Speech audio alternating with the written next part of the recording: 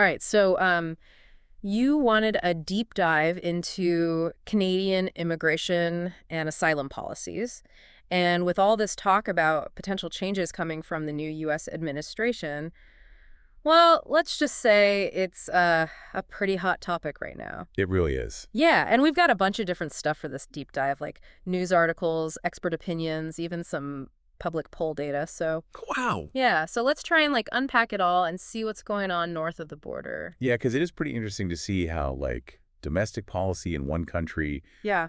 can create these international ripples. Totally. And, at the center of all this is the Safe Third Country Agreement. Right. So for anyone who's not really familiar with it, it basically says that if you're trying to get asylum, you have to apply for it in the first safe country you get to. Right, the first safe country. Yeah, but there's this loophole Right. that's causing a lot of debate. The 14-day rule. Yeah, the 14-day rule. Yeah, if someone enters Canada illegally, but they can stay under the radar for 14 days, Mm-hmm. then they can file a refugee claim and totally bypass that safe third country agreement.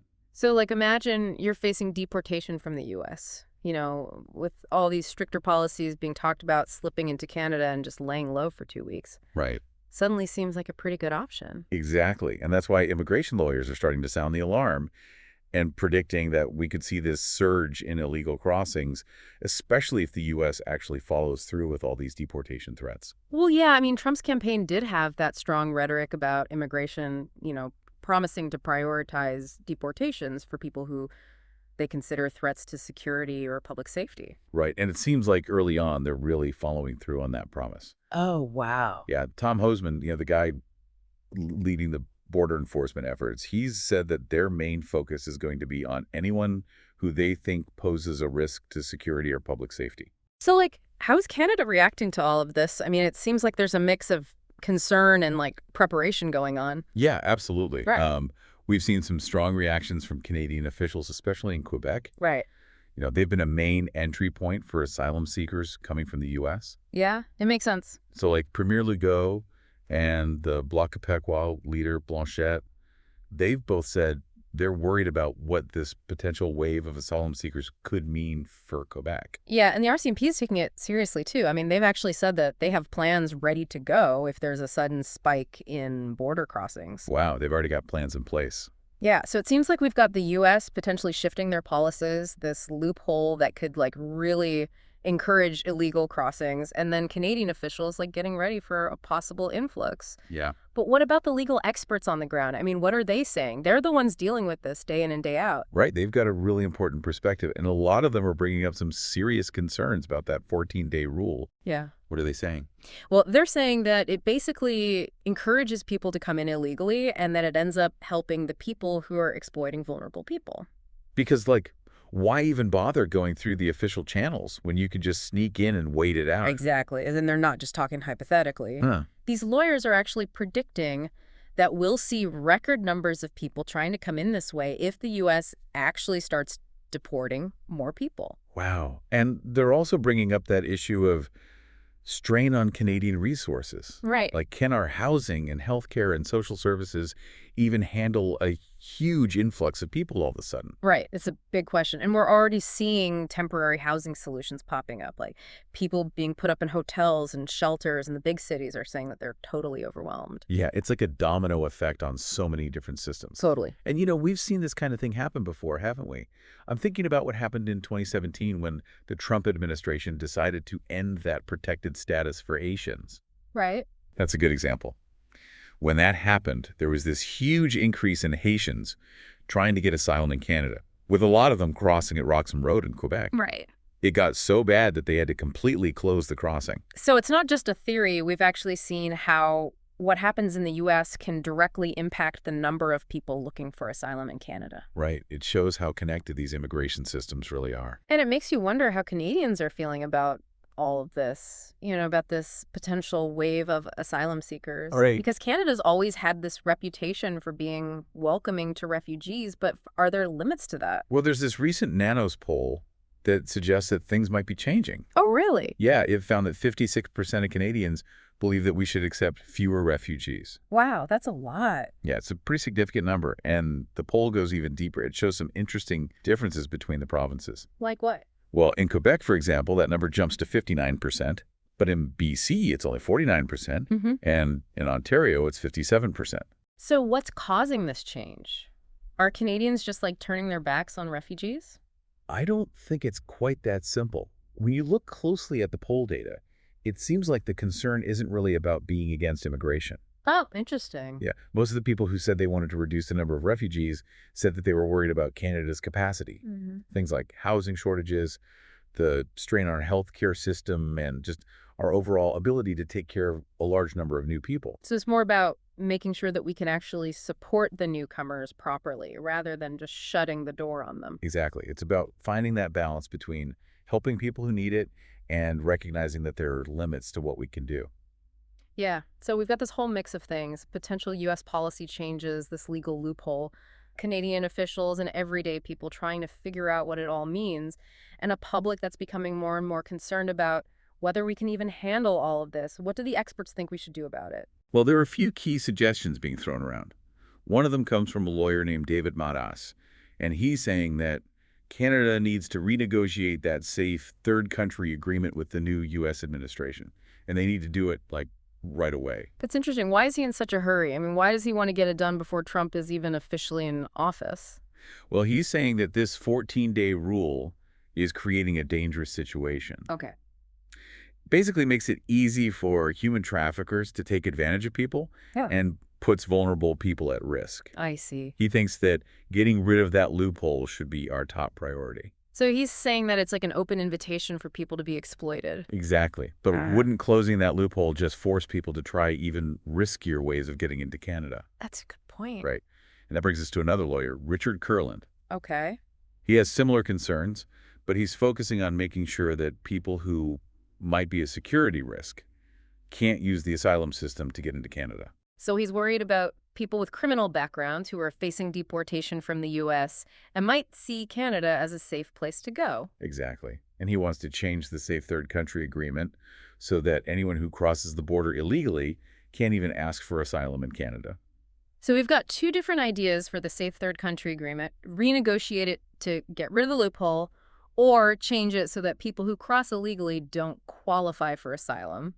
Both of them are trying to control the number of asylum seekers, but they're coming at it from different angles. Right. And it's important to remember that this isn't just theoretical stuff. It actually affects people's lives. Yeah, that reminds me of what David Garson was saying. Oh, yeah, the immigration lawyer in Toronto. Yeah, he was talking about how he's been getting way more inquiries from Americans about moving to Canada since the election. Right. He's seen all those real-life worries and uncertainty every day. Yeah, and he didn't really paint a very rosy picture of what might happen to people who decide to cross the border illegally.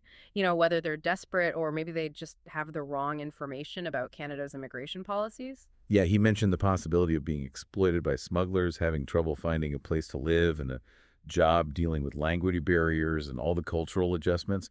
Mhm. It's a lot to deal with for anyone, especially if they come here without a plan or any support.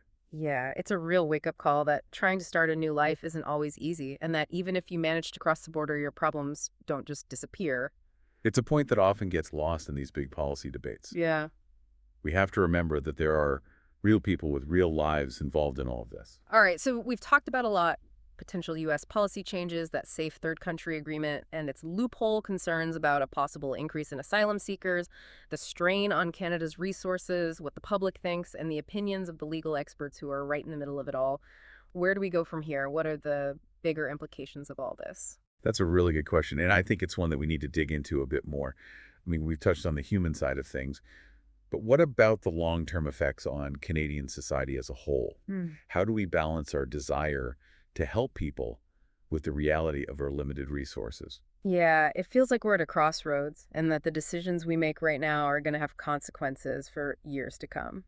And as we continue this conversation, I think it's really important to keep in mind that these aren't just abstract policy debates. Right. We're talking about real people, real lives, and the kind of future we want to build together in Canada. Yeah, that's a really important point. Yeah, it's a really complex situation with so many different factors. Hmm. But I think as we consider those long-term effects, it might be helpful to go back to those solutions that people are suggesting.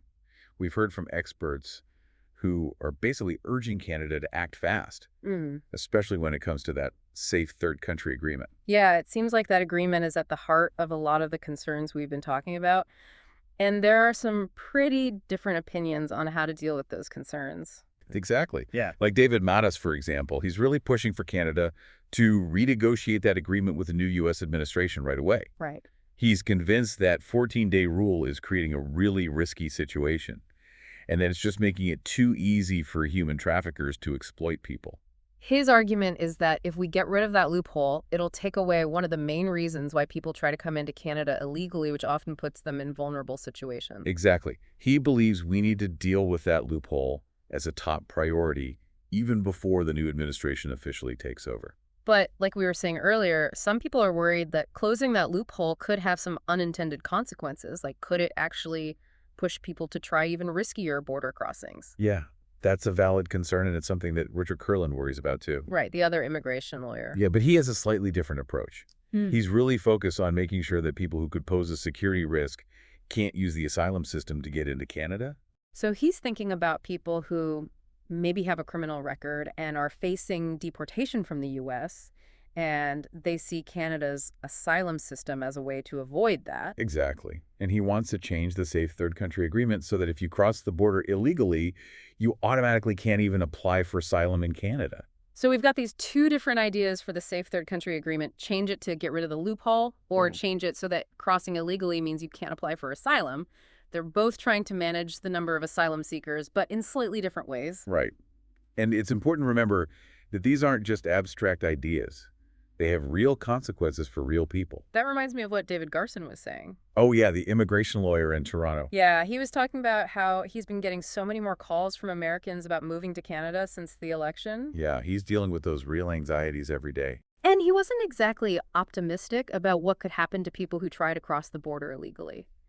You know, whether it's out of desperation or because they've got bad information about how Canada's immigration system works. Yeah, he mentioned things like being taken advantage of by smugglers, struggling to find a place to live, and a job, dealing with language barriers and cultural differences.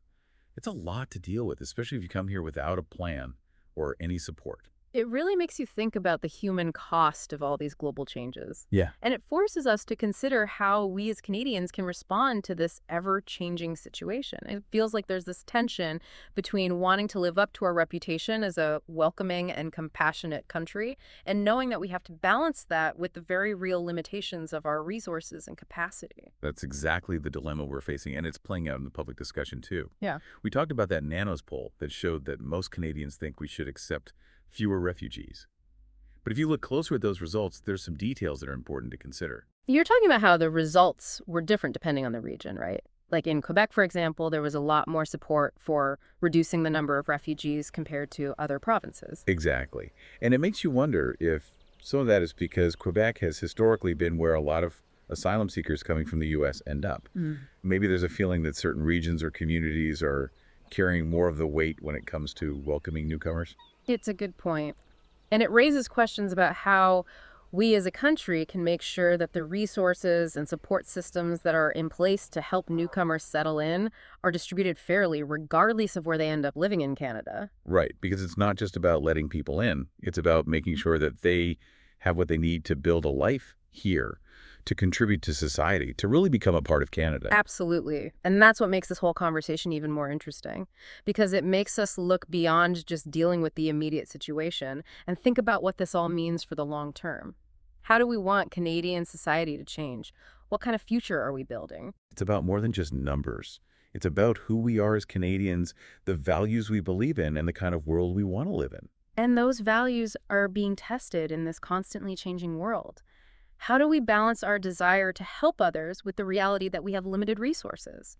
How do we address concerns about housing and the economy while making sure that new people have a real chance to succeed? It's a tough balancing act, for sure.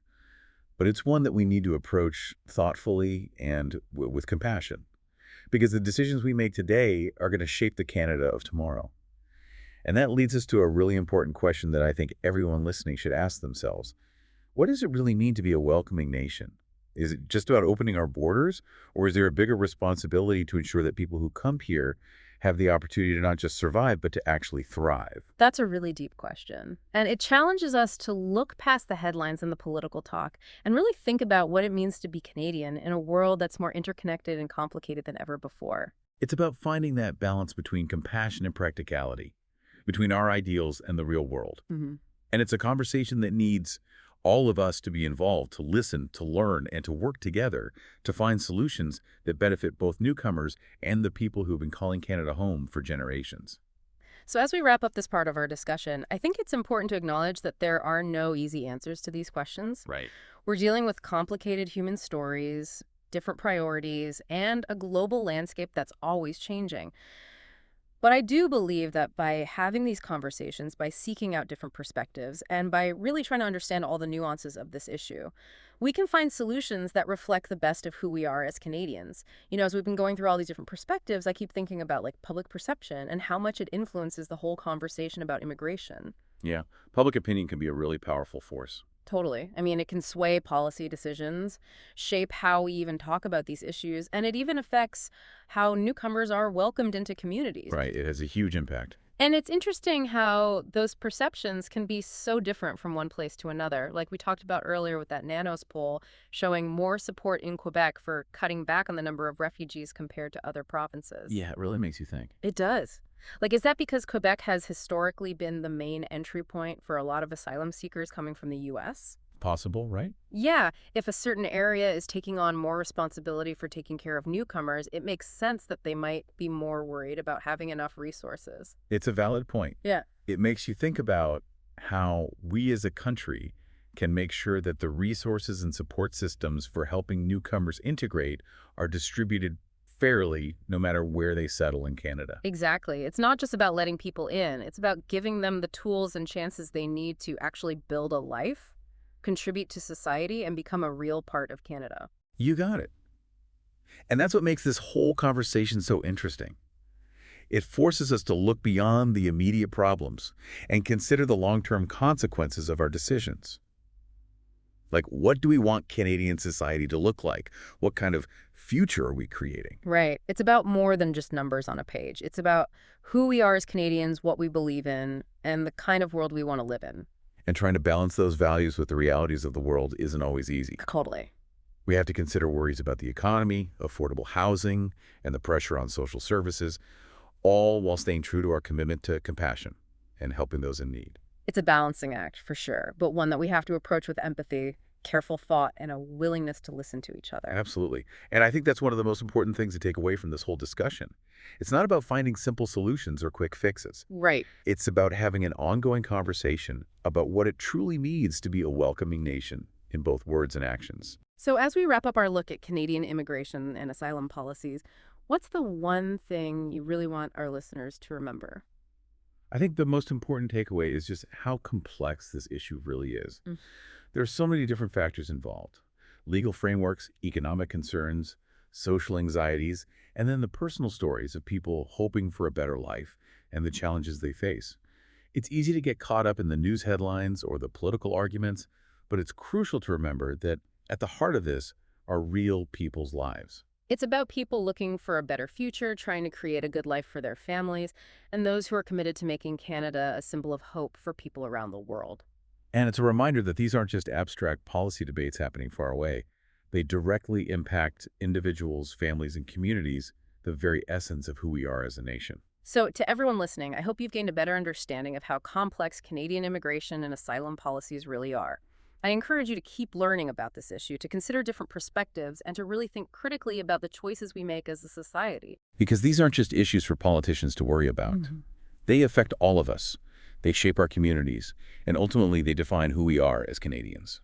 Thanks for joining us on this deep dive, and as you continue to explore this topic, I'd like to leave you with something to think about. How do we as individuals and as a nation balance compassion with the realities of a changing world? It's a question that will continue to challenge us, influence our decisions, and shape who we become as a country.